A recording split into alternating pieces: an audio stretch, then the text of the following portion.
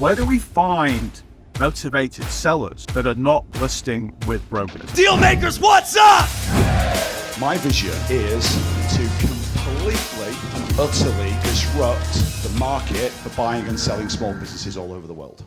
Hey Dealmakers, hope all is well. Carl Allen with you. Yes, I'm in the car, and yes, I am going to Starbucks. But I want to do a quick video for you because what's amazing about my YouTube channel is I'm putting out all my videos on all different topics, and you guys are kind of asking me other questions inside of the comment section, and I really want you to do that. So if you're watching a video and you think, wow, that's a really good video, I had a lot of value there, but I've got this other question for Carl. If you drop the question in the comments, my team capture those, and if we get several of those questions that are related, I'll do videos for you just like this one. So one of the questions that was asked a lot of times across all of my videos was Carl, where do we find motivated sellers that are not listing with brokers? And that's a really good question, and let me tell you why.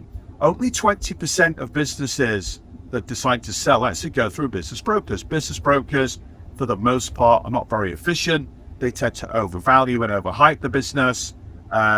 They don't do a lot of work really hunting down strategic buyers. They'll list a deal on a site, take an upfront fee, and it just sits there and it festers.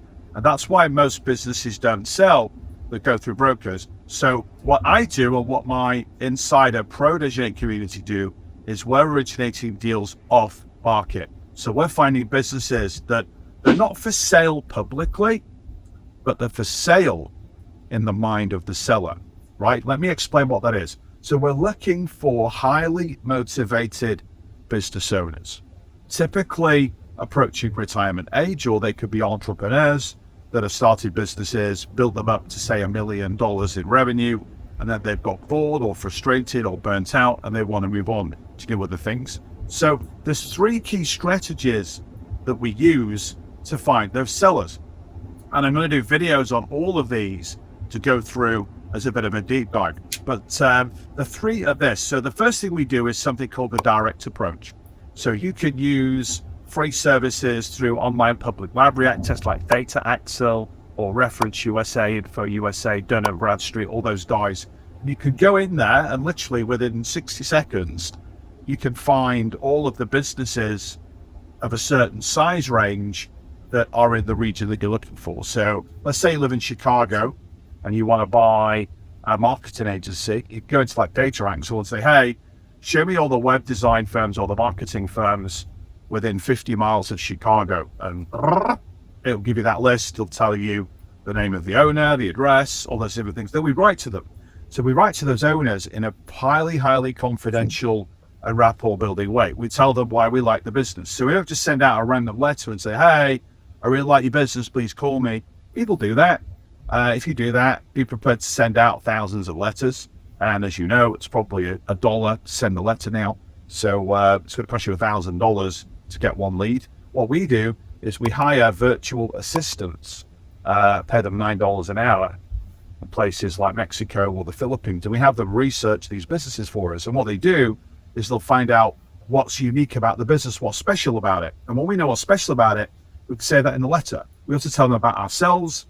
As you know, in one of my other videos, my high recommendation is stay in your lane, do deals in areas that you know, that you understand, that you're passionate about, that you can add value to. So you talk about that. And then what we do is we find out some information about the business owner. So your VA will go find them on LinkedIn or on Facebook, and you find commonalities. So they might vacation in a certain spot that you do. They might like the same sports team. They might have grandchildren. You might have grandchildren, or you know somebody that does. And what you can do is you can actually use that information to build rapport in the letter. So that's a really good strategy that we use. The second one is we leverage internet marketing. So places like LinkedIn, Facebook, we go to groups and we solicit information from those people. And then the third is we build relationship networks. So hey, I'm just going to order my coffee, and then I'm going to tell you about relationship networks. Just give me one sec. Hey, I'm ordering a coffee. Hello, good morning. They're not answering. This is cool. Hey, impromptu Starbucks break in the middle of the video. Hello? No. I'll be a second. Okay, he's only going to be a second. I don't want to tear into the relationship piece whilst I'm waiting to order my Starbucks, because it's early in the morning and I need my Starbucks to get my brain to work. But yeah, relationship networks are really, really cool, because business owners, before they sell the business, they tell people in their network, they tell their CPA, their lawyer, their wealth manager, and they'll tell maybe some of their customers and suppliers. So if you're networked with those types of individuals in a particular industry, then you can be contacting those people, building those networks, and then when they come across deals. 1 second. Hey, can I get a tall, skinny caramel macchiato, please? No, thanks. Thanks, mate. Cheers. That's me ordering my Starbucks. So yeah, what's really interesting is wealth managers are absolutely the best people to go to when it comes to finding deals. And you can find wealth managers on LinkedIn. You connect to them, you have a conversation with them and say, hey, I'm looking for deals in whatever industry. Do you have any clients that are looking to sell their business? And they do. And what's really good about it is if the deal sells, then the wealth manager is going to get some business from that. They're typically going to be investing that money. So that's the 3 ways that we find deals outside of business brokers. I'm just going to go pay for my Starbucks. How you found that useful?